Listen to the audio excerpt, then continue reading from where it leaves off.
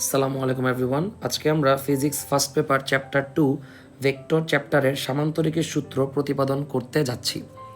তো মনে করি প্রথমে যে ও বিন্দুতে দুটি ভেক্টর ক্রিয়াশীল অবস্থায় আছে। একটি ভেক্টর কাজ করতেছে ও এ বরাবর, ভেক্টরটার নাম আমি দিলাম হচ্ছে পি ভেক্টর।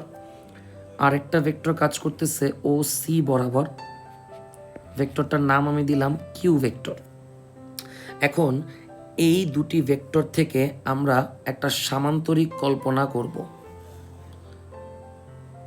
আমরা যে সামান্তরিকটা কল্পনা করলাম সেই সামান্তরিকের একটা নাম দিই। নামটা দিলাম হচ্ছে ও এ বি সি সামান্তরিক। এখন আমি যে পি ভেক্টর আর কিউ ভেক্টর ও বিন্দু থেকে আঁকলাম, এই দুটি ভেক্টরের মধ্যবর্তী কোণকে আমি আলফা দিয়ে প্রকাশ করব। আর এই দুইটা ভেক্টরের লব্ধি হবে হচ্ছে এই ও এ বি সি সামান্তরিকের কর্ণ বরাবর। লব্ধিকে আমরা হচ্ছে আর দিয়ে প্রকাশ করতে পারি, আর লব্ধির সাথে পি ভেক্টরের কোণকে আমরা থিটা দিয়ে প্রকাশ করব। এখন আমাদেরকে দুটি সূত্র প্রতিপাদন করতে হবে। একটা হচ্ছে লব্ধির মান নির্ণয়ের সূত্র, আর একটা লব্ধির দিক নির্ণয়ের সূত্র। আচ্ছা, তো প্রথমে আমরা লব্ধির মান নির্ণয় সূত্র প্রতিপাদনের দিকে আগাই। আচ্ছা, তো প্রথমে আমাদেরকে এই উপরের যে চিত্রটা সেটাকে একটুখানি মডিফাই করতে হবে। সেটা কিভাবে? আমরা বি বিন্দু থেকে একটা লম্ব টানব, যেই লম্বটা ও এ এর বর্ধিতাংশকে একটা বিন্দুতে ছেদ করবে। সেই বিন্দুর আমি নাম দিলাম এন। এতে করে এখানে যে কোণটা তৈরি হবে সেই কোণটা আর এখানে যে আমি আলফা কোণ আঁকছি সেই দুইটা কোণ অবশ্যই একই কোণ হবে। এখন আমরা ত্রিভুজ ও বি এন নিয়ে কিছু ইনফরমেশন কালেক্ট করি। ত্রিভুজ ও বি এন, ওকে। এই ত্রিভুজ থেকে আমরা পিথাগোরাসের উপপাদ্য অ্যাপ্লাই করতে পারি। O B square equals to O N square plus হচ্ছে বি এন স্কোয়ার, অর্থাৎ আমরা অতিভুজ স্কোয়ার ইকুয়ালস টু লম্ব স্কোয়ার প্লাস ভূমি স্কোয়ার অ্যাপ্লাই করলাম। আবার একটু খেয়াল করে দেখবেন যে ও এন মানে কিন্তু ও এ প্লাস এ এন, অর্থাৎ ও এ আর এ এনকে যোগ করলে কিন্তু ও এন পাওয়া যায়। তো সেটাই আমি লিখে ফেললাম। এখন আমি এখানে এ প্লাস বি হোল স্কোয়ারের সূত্র যদি অ্যাপ্লাই করি, আমি পাবো O A square plus 2 into O A into A N plus A N square, আর এখানে বাইরে আছে বি এন স্কোয়ার। এইখানে আমি একটু পজ দিই, এইটাকে আমি 1 নং সমীকরণ নাম দিলাম। এখন আমি এই ত্রিভুজ নিয়ে কাজ করতে যাচ্ছি, ত্রিভুজ এ বি এন, এই ত্রিভুজ নিয়ে কাজ করতে যাচ্ছি। তাহলে ত্রিভুজ এ বি এন থেকে কি বলা যায়? এখানেও যদি পিথাগোরাসের সূত্র অ্যাপ্লাই করি তাহলে আমি পাবো এ বি স্কোয়ার প্লাস হচ্ছে B N square plus A N square. আচ্ছা, একটু খেয়াল করে দেখবেন, এটা যেটা সামান্তরিক তার মানে A B R O C এই দুইটার ভ্যালু কিন্তু সেম। তাহলে এ বি স্কোয়ারকে আমি অবশ্যই ও সি স্কোয়ার বলতে পারি। পাশে আমি লিখে দিচ্ছি যে A B equals to O C. আর এখানে কোনো চেঞ্জ আনলাম না, এটা B N square plus A N square থাক। এটাকে আমি আপাতত 2 নং সমীকরণ দিতে চাচ্ছি।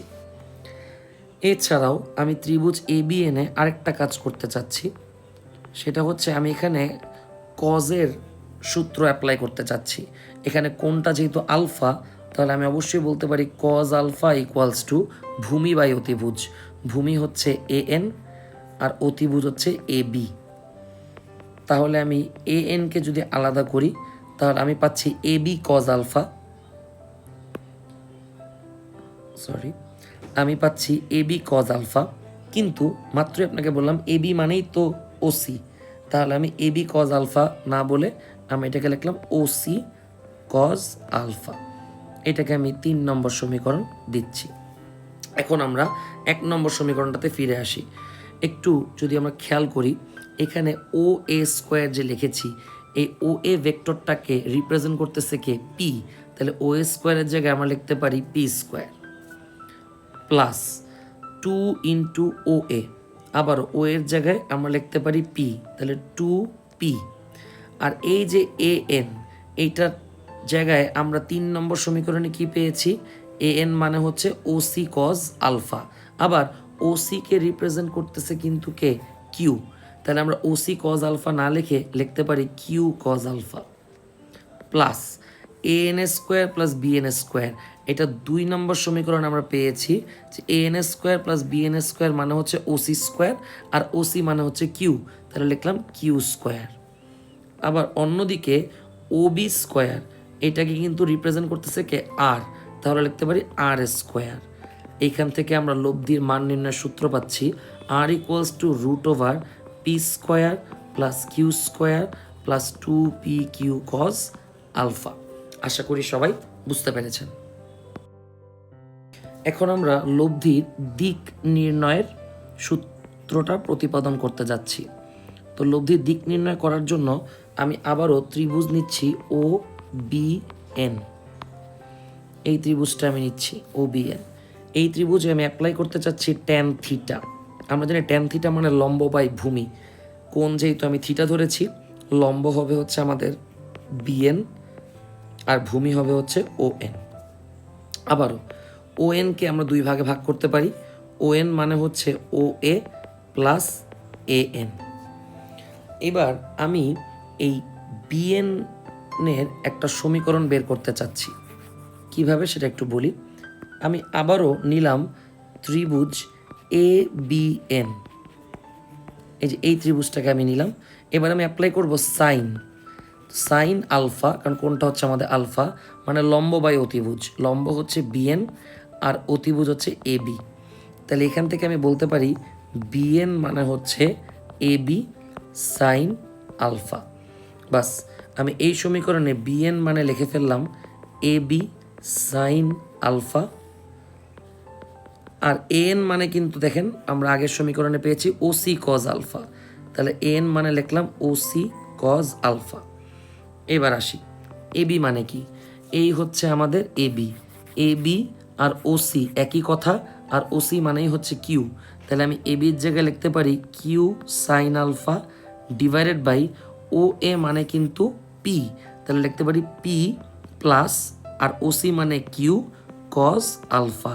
এই হচ্ছে আমাদের লব্ধির দিক নির্ণয়ের সূত্র। আশা করি সবাই বুঝতে পেরেছেন। ধন্যবাদ।